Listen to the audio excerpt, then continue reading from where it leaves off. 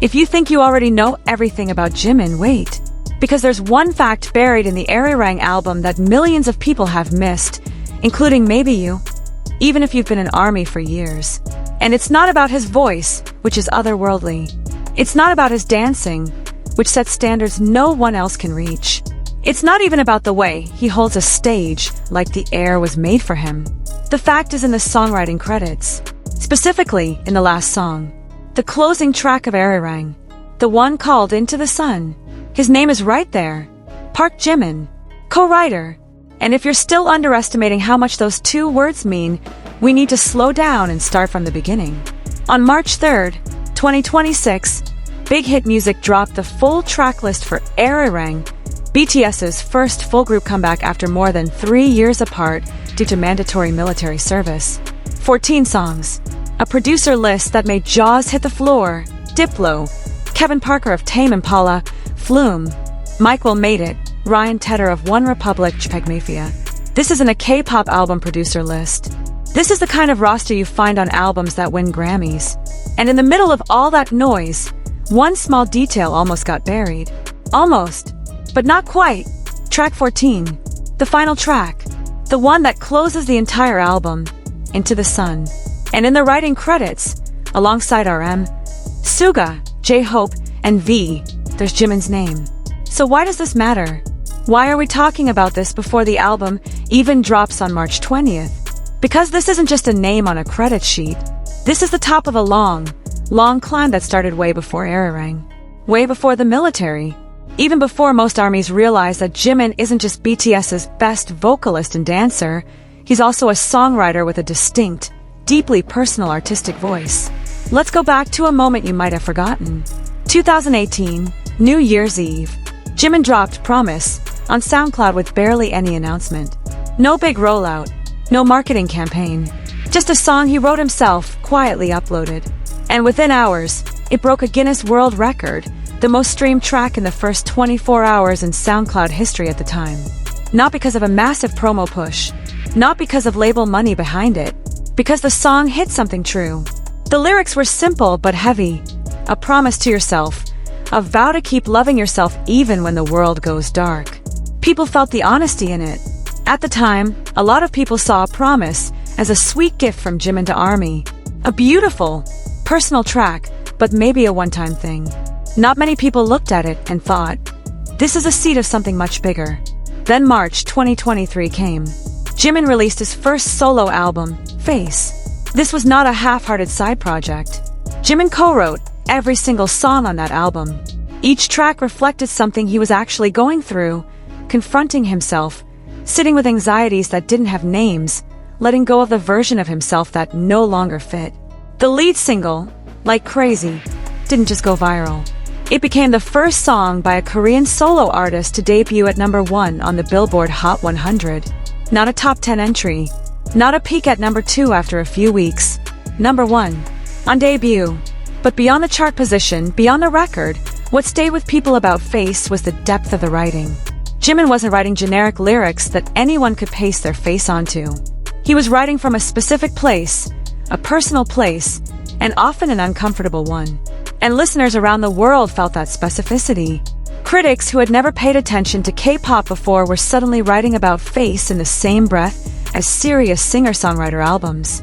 That crossover doesn't happen by accident. It happens when the writing is real. What made Face even more remarkable was the way it was structured as a complete emotional journey rather than a collection of singles. From the opening track to the final note, the album moved through stages of denial, confrontation, and eventual acceptance. That kind of cohesion requires an artist who isn't just contributing verses here and there. It requires someone who understands the arc of the whole thing. Jimin didn't just show up to sing Face. He shaped it, and the people who listened all the way through felt that shape. Then July 2024, while he was still in the middle of mandatory military service, Jimin released Muse, his second solo album. And once again, he had writing credits on 6 out of 7 songs. 6 out of 7. Even from behind a military uniform, his creativity refused to be silenced. Who, the lead single, debuted at #1 on the Billboard Global 200.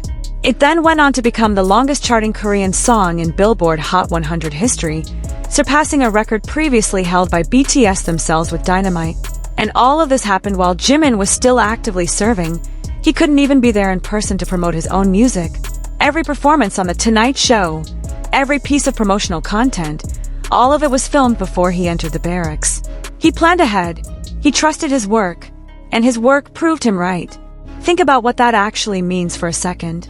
Most artists need to be present for their release, doing interviews, performing on late-night shows in real time, keeping the momentum alive on social media. Jimin couldn't do any of that. He went in, did the work beforehand, and then handed it off to the world. And the world responded with the biggest numbers of his career. That's not luck. That's what happens when the music itself is the argument. Then came the most important stretch. July 2025, Jimin officially completed his military service. He left the barracks early, promoted ahead of schedule with the title of Special Class Warrior, a distinction that isn't handed out casually. This isn't a small detail. It tells you something about who Jimin is at his core. Wherever he is, he doesn't do things halfway. He shows up completely. Not long after, all 7 members of BTS gathered in Los Angeles. For the first time since 2019, they were all in the same place. They rented a house together. They kept a rigorous daily schedule, 6 days a week, mornings for physical training, afternoons for meals together, evenings and nights in the studio. RM described it in his GQ interview as being like trainees again, but with a decade of experience sitting on their shoulders. And that's where Into the Sun was born. Picture that room. 7 people who have been through more together than most people ever go through in a lifetime. A hiatus that shook the fan base, military separations, individual solo success that pulled each of them in different directions. The weight of being cultural ambassadors for an entire nation while still being human beings who needed rest, who needed to grow, who sometimes needed to cry without cameras in their faces. And these 7 people sat down together to write the closing track of the most anticipated album in modern K-pop history. The song that had to be the final statement. The song that had to carry everything they'd been through. The song that, when the album ends and the last note fades out, would be the final taste left in the listener's mouth. Jimin was in that room, and his name is in the credits. This wasn't random. In the music industry, a closing track isn't just a song that gets placed at the end because there was no room for it elsewhere. A closing track is a declaration. It's where the artist decides what they want to leave behind, what final resonance they want to create in the minds of their listeners. If an album is a long speech, the closing track is the last sentence, the one that gets remembered, the one that carries the most weight. And BTS chose to close ARIRANG with a song that Jimin helped write. Tatler Asia, in its analysis of the ARIRANG tracklist, described Into the Sun as a collective finale rather than a solo showcase.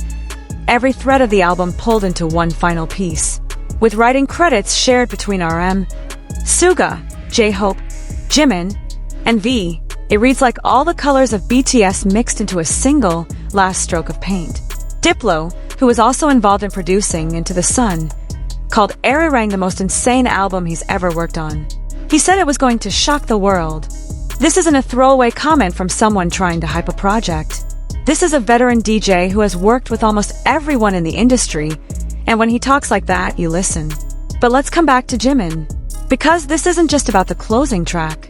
It's about what his presence in those credits actually means. For a long time, there's been a quiet narrative, maybe unintentional, maybe not, that places Jimin primarily in the role of a performer. His falsetto, his precision, the kind of stage presence that makes you forget other people are standing next to him, all of it made it easy for people to overlook what was happening behind the scenes. That there was a writer there. Someone sitting in a studio not just to execute someone else's lyrics, but to create them. And yet the track record has been there for years. Promise, in 2018. All of Face in 2023. 6 of 7 songs on Muse in 2024. And now the closing track of ARIRANG. Look at the pattern. Jimin doesn't write occasionally. He writes consistently. He's building a body of work. And every time he writes, his songs find listeners. Not just armies who would listen to anything he released, but general audiences who have no idea who BTS are and don't particularly care. Like Crazy did not reach #1 because of fandom streaming. There is no fandom on earth large enough to push a song to the top of the Billboard Hot 100 on its own. That takes a genuinely good song. And Jimin helped write it. Here's another way to look at it. Every artist in the world has a performing self and a writing self. The performing self is the one audiences see, the charisma, the execution, the presence. The writing self is the one that sits alone at 2 a.m. trying to find the exact word that makes a line feel true instead of just correct. Most people only ever see the performing self. With Jimin, those two selves have always been the same person. He doesn't switch between performer and writer depending on what the situation calls for. He carries both at the same time always. And that's exactly why his songwriting lands the way it does, because it comes from the same place as his performance. Completely, without holding anything back. There's one more thing worth saying here. Jimin is the only BTS member ever publicly named by award-winning director and photographer Gus Van Sant as an artist he wanted to collaborate with. Not because of Jimin's fame, but because Van Sant specifically cited what he called a quiet presence in Jimin, a quality typically associated with artists who have depth on the inside rather than just a compelling surface. Olympic figure skating champion Yuzuru Hanyu publicly acknowledged that he studied Jimin's movements and incorporated them into his choreography on the ice. Ryan Gosling gifted Jimin the actual guitar used by his character in the Barbie film because a costume worn in BTS's Permission to Dance MV had directly inspired one of Gosling's most iconic looks in that movie. These aren't standard industry connections. These are recognitions from completely different worlds that something unusual is happening with this person. Something that crosses genre lines, crosses cultural boundaries, and refuses to be contained by the limited labels people often want to paste onto Asian artists. And a person with that kind of depth, of course he co-wrote the closing track of the most important album his group has ever made. Now let's talk about Into the Sun, specifically, because even the title is doing a lot of work. Into the Sun. In the context of an album rooted in the ancient Korean folk song, ARIRANG, historically associated with longing, with separation, and with reunion, a title like Into the Sun carries enormous emotional weight. After everything that comes before it on the album, after all the songs that likely trace the journey BTS has been on, this closing track feels like an emergence. Out of the tunnel, toward the light. And there's a beautiful logic to that. BTS has been through some of the darkest and most draining stretches of their career. Not just the hiatus and the military years, but the sustained pressure of always being perfect, always being relevant, carrying the weight of representing a culture while still being individual human beings who needed rest, who needed to fall apart sometimes without it becoming a news story. And when they finally came out the other side of all of that, when they sat together in a Los Angeles studio for the first time in years, when these 7 people who have known each other for more than a decade started writing again, the last thing they wrote together was about moving toward the sun. Jimin helped write that. Jimin, who wrote about confronting himself in face, who wrote about promising to love himself in promise, who wrote about finding inspiration inside love and connection in muse. His own creative arc, from darkness to warmth, from self-doubt to light, already traces a journey that millions of people have walked alongside him, sometimes without even realizing it. Song by song, credit by credit, he's been building a version of himself in music that is undeniable. And now he's co-written Into the Sun. This is not a coincidence. This is an artist who has grown in ways you can actually feel in the work itself. Now consider what this means for the live concert. On March 21st, the day after the album drops, BTS will perform at Gwanghwamun Square in Seoul, streamed live to the entire world on Netflix. Into the Sun will be performed for the first time in front of a live audience. And when that moment comes, when the outro of the set builds toward its final notes, Jimin won't just be standing there as a performer delivering someone else's words. He'll be standing there as one of the people who chose those words, who sat in a room in Los Angeles with his 6 brothers and decided this is how the story ends. This is the note we go out on. This is the light we walk into. That changes how you watch it. It should. There's one last thing before we close this video, and it might be the detail most people walk right past. On November 1st, 2025, Jimin was the first person to tell ARMY that the BTS album was finished and ready to be released. Not through an official press release, not through a management statement. Jimin himself spoke directly to the fans. And the way he talked about it was different from any standard album announcement you've heard. There was a real sense of ownership in it, a pride that wasn't performed. like someone who had just finished something deeply personal and genuinely important to him. Of course it felt personal, because it was. His name is on the song. ARIRANG drops on March 20th, 2026. The day after, BTS will perform live at Gwanghwamun Square in Seoul, streamed to the entire world through Netflix.